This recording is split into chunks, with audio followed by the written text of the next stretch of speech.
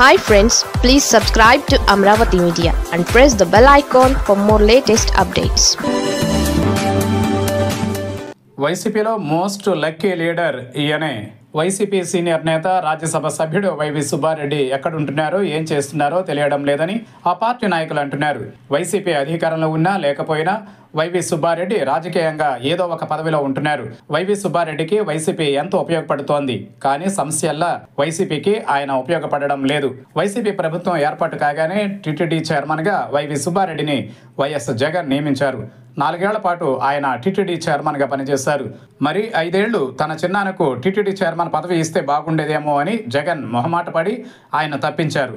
లేదంటే సీఎంగా జగన్ ఎంతకాలం కొనసాగారో వైవి సుబ్బారెడ్డి కూడా టీటీడీ చైర్మన్గా ఉండే గొప్ప అవకాశం మిస్ అయింది.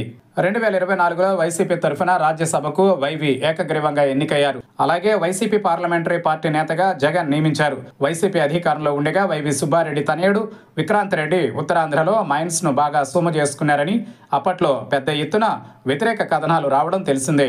వైసీపీ అధికారంలో ఉండగా జగన్ బాగా చూసుకున్న వాళ్ళు ఎవరైనా ఉన్నారంటే వైవి సుబ్బారెడ్డి, బాలినేని శ్రీనివాసరెడ్డి కుటుంబాలనే. అయితే జగన్ ను వీడి జనసేనలో బాలినేని చేరిపోయారు. వైవి సుబ్బారెడ్డి మాత్రం ఆ తప్పు చేయలేదు.